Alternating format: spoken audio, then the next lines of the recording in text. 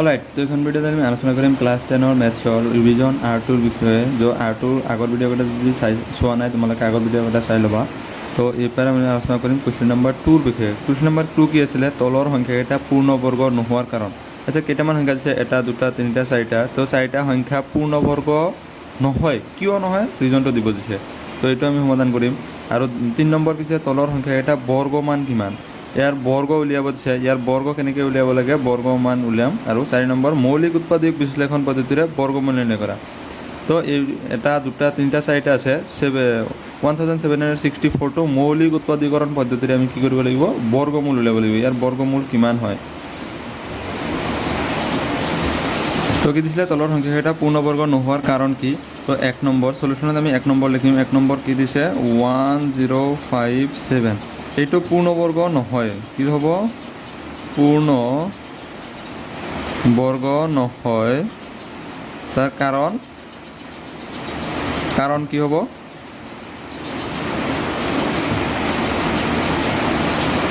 সংখ্যা এটাৰ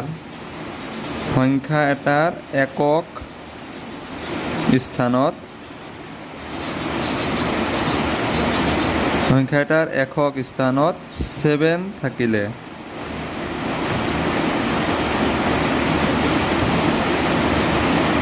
পূৰ্ণবৰ্গ নহয়। সংখ্যা এটাৰ একক স্থানত 7 থাকিলে পূৰ্ণবৰ্গ নহয়। তাৰমানে বুজি পাইছানে? এই সংখ্যাটোৰ একক স্থানত কি আছে? 7 থাকিলে পূৰ্ণবৰ্গ নহয়। তাৰপিছত 2 নম্বৰ দিছে 7928। এইটো ছেম হ'ব। সংখ্যা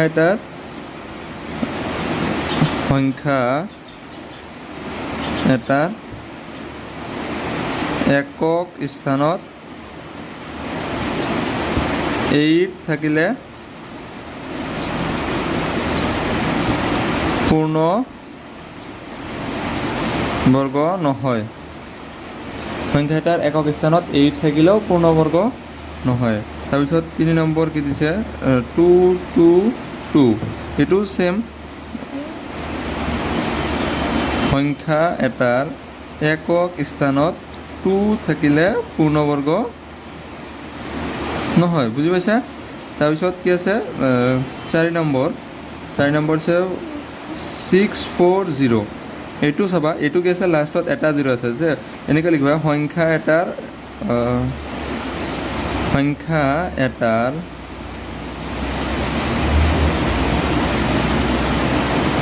একক স্থানত আৰু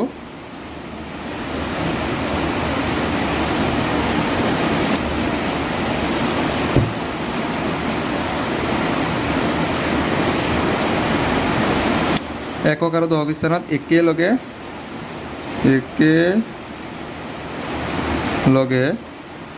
শূন্য থাকিব লাগিব। অৰ্থাৎ আমি বেলেগকৈ যদি লিখোঁ যে সোঁফালে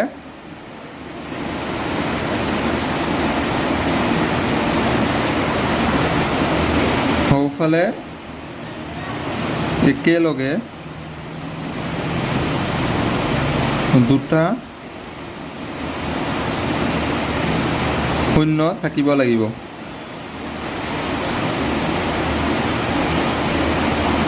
সোঁফালে দুটা শূন্য একেলগে থাকিব লাগিব। সংখ্যা এটাৰ একক স্থানত আৰু দশম স্থানত একেলগে শূন্য থাকিব লাগিব যদি পূৰ্ণবৰ্গ হ'ব লাগে। সেয়ে পূৰ্ণবৰ্গ নহয়। পূৰ্ণবৰ্গ নহয়। বুজি পালা নিশ্চয়? কি দিছিলে? নেক্সট নম্বৰ 3 নম্বৰ তলৰ সংখ্যাকেইটাৰ বৰ্গমান কিমান? তো এইটোৰ সলিউশ্যনত আমি কি কৰিম? বৰ্গমান উলিয়াম। বৰ্গমান চিম্পল হয় যে আমাক কি দিছে? 19। 1 নম্বৰ দিছে 19ৰ বৰ্গ উলিয়াব দিছে। 19ৰ বৰ্গ মানে কিমান হ'ব? বৰ্গমান। তাৰ কাৰণে আমি কি কৰিম? 19 ইনটু 19 হ'ব। 19 ইনটু 19 হ'ব। তাৰমানে ইয়াৰ বৰ্গমান হ'ব 19 ইনটু 9। কিমান আহিব আমাৰ? এইফালে কৰি চাওঁ অহা। 19 ইনটু 9 কিমান হ'ব? 19 ইনটু 19 পূৰণ কৰিলে 9 9 যা 81। 81ৰ 1 বাকী কিমান থাকে আমাৰ? 8। 9 1 যা 9 আৰু 8 17 তো আমাৰ কিমান আহিব 17 1 1 9 যা 9 আৰু 1 1 যা 1 এইফালে 1 আৰু 9 আৰু 8 যোগ কৰিলে কিমান হয় 16 16 আৰু 6 বাকী 1 1 1 2 আৰু বাকী 1 কিমান আহিব আমাৰ 3 তো কিমান পালোঁ 361 19ৰ বৰ্গমান আমি কিমান পালোঁ 361 2 নম্বৰ আৰু কৰোঁ 2 নম্বৰ কিমান আছে 37 স্কুৱেৰ তাৰমানে 37ৰ বৰ্গমান মানে কি 37 স্কুৱেৰ তাৰমানে আমি কি কৰিব লাগিব 37 ইনটু 37 এইটো মাল্টিপ্লাই কৰোঁ 37 ইনটু 37 কৰোঁ কিমান আহিব আমাৰ 7 7 যা 49 49ৰ 9 বাকী কিমান থাকে আমাৰ 4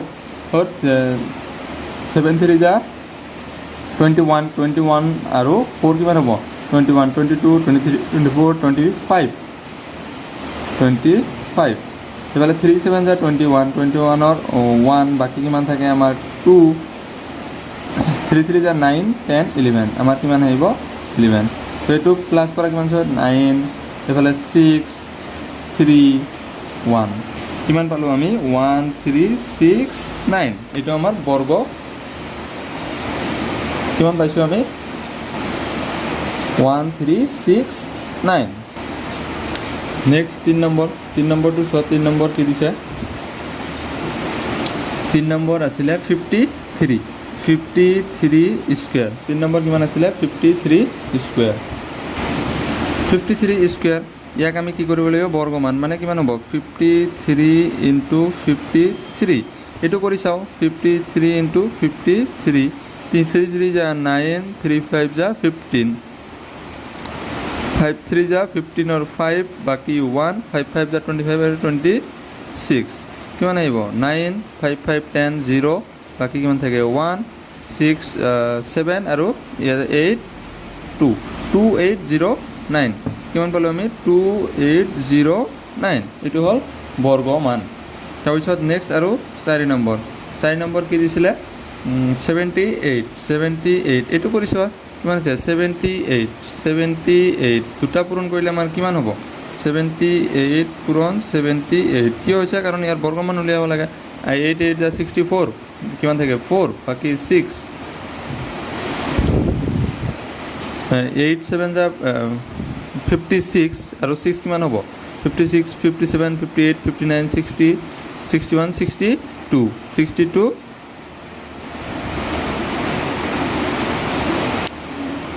এইফালে নহ'ব 7 8 যা 56 6 বাকী কিমান থাকে 5 7 7 যা 49 50 51 52 53 54 কিমান হ'ব 54 4 8 10 10ৰ 0 বাকী 1 6 6084 কিমান পালোঁ 6084